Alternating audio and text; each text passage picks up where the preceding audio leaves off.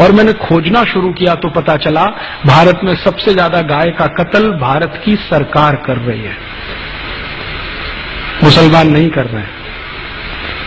और इस देश में ऐसे कई मुस्लिम समाज हैं जिनको मैं जानता हूं जो गाय को वैसे ही पालते हैं जैसे आप पालते हैं। आप कभी आइए, गुजरात में कच्छ नाम का एक जिला है।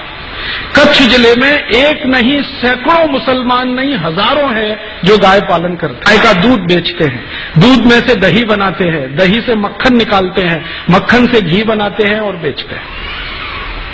आप राजस्थान में आइए, बीकानेर, जैसलमेर, बाड़मेर, ये तीनों जिलों में एक नहीं हजारों मुसलमान हैं जो गाय पालते हैं, गाय का दूध बेचते हैं, दूध में से मक्खन बनाते हैं, फिर घी बनाते हैं और धंधा करते हैं। राजस्थान का एक इलाका है अलवर, मेवात क्षेत्र कहते हैं। पूरा मेवात क्षेत्र जो है ना मुस्लिम समाज के भाइयों से डोमिनेटेड है। वहां एक नहीं सैकड़ों मुस्लिम भाई हैं जो गाय पालते हैं, गाय का दूध पीते हैं, गाय के दूध से दही बना के वैसा ही घी और बिजनेस करते हैं। मुसलमान गाय नहीं काटते। ये बहुत बड़ा भ्रम है जो हम हिंदुस्तानियों के बीच में फैलाया अंग्रेजों ने, और ये भ्रम फैलाया था अंग्रेजों की रानी ने, जिसको हम दुर्भाग्य से विक्टोरिया कहते रहे हैं। उसने एक चिट्ठी लिखा था 1894 में। अंग्रेजों का एक अधिकारी हिंदुस्तान में था, उसका नाम था लैंसडाउन, गवर्नर था इस देश में। उसको एक चिट्ठी लिखा, विक्टोरिया ने चिट्ठी लिखा कि देखो, हम भारत में जितने कत्ल खाने चलाते हैं उनमें सबसे ज्यादा गाय कटती है। ये भारत के हिंदुओं को पसंद नहीं है क्योंकि ये उनकी अधिष्ठात्री है, माने हम उसको पूजनीय मानते हैं, मातृ समान मानते हैं।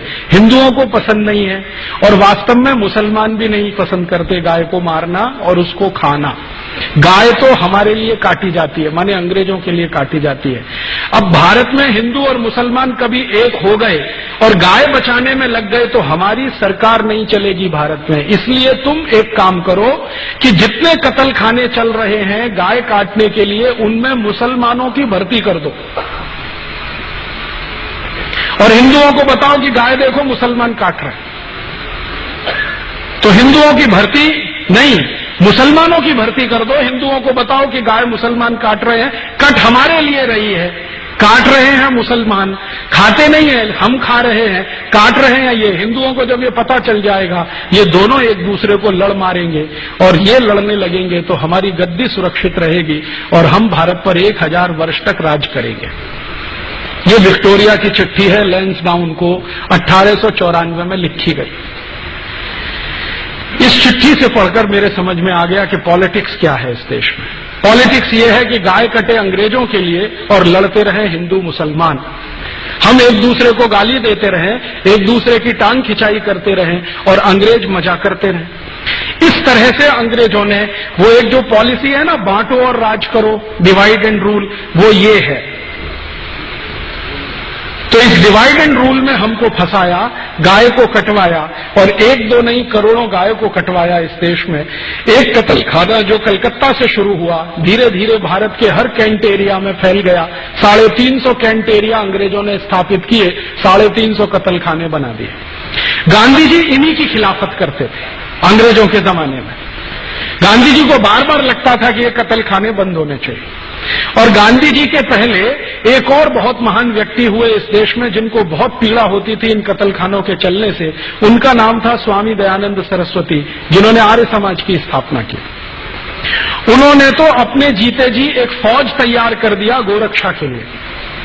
स्वामी दयानंद सरस्वती ने एक संगठन बना दिया जिसका नाम आर्य समाज, आज तक जीवित है। 125 वर्ष पुराना संगठन है, कांग्रेस से भी पुराना संगठन। कांग्रेस जो राजनीतिक दल है ना, उससे पहले का ये आर्य समाज है। इसका एक ही काम था, गोरक्षा करना। और इस आर्य समाजी संगठन ने पूरे देश के नौजवानों को ऐसा चार्ज कर दिया था कि भारत के 7,32,000 गांवों में हर जगह गोरक्षा समिति बन गई थी। 1870 से ये शुरू हुआ और 1894 में आकर ये आंदोलन अपने सबसे उच्चतम शिखर पर था। और 94 में जब ये आंदोलन उच्चतम शिखर पर था तो भारत के हिंदू, मुसलमान, सिख, ईसाई, जैन, पारसी, बौद्ध सब मिलकर गोरक्षा में लगे हुए थे। और अंग्रेजों के सामने एक प्रश्न खड़ा कर दिया था कि एक भी गाय कटेगी तो अंग्रेजों की खैर नहीं। तो अंग्रेज घबरा गए थे। इसी घबराहट में रानी ने चिट्ठी लिखी थी 1894 में कि अगर इस आंदोलन को तोड़ना है, हिंदू मुसलमानों को लड़ाना है, तो तुम ये काम करो कि सारे कत्ल खानों में मुसलमानों की भर्ती करो और हिंदुओं को बताओ कि गाय ये काट रहे। और जब ये खबर अंग्रेजों ने फैलाई, उसके बाद इस देश में हिंदू मुसलमानों के दंगे शुरू हो गए। मैं आपको विनम्रतापूर्वक बताना चाहता हूं कि 1894 के पहले इस देश में एक भी हिंदू मुस्लिम दंगा नहीं हुआ। पहला हिंदू मुस्लिम दंगा 1894 दिसंबर में हुआ, रानी की इस चिट्ठी के बाद, और उसके बाद लाइन लग गई दंगों की। फिर क्या हुआ? आजादी का प्रश्न पीछे आ गया, गोरक्षा का प्रश्न पीछे आ गया, हिंदू मुसलमानों का सांप्रदायिकता का प्रश्न सबसे आगे आ गया। और अंग्रेजों ने लगभग 60-70 साल तक इसी आग को जलाकर रखा और इसमें समय समय पर घी डालते रहे। वो कभी भी ये दोनों एक ना हो जाएं, इसके लिए पूरी ताकत लगाकर अपने एजेंटों को उन्होंने भारत की बहुत सारी संस्थाओं में घुसा के बिठा दिया।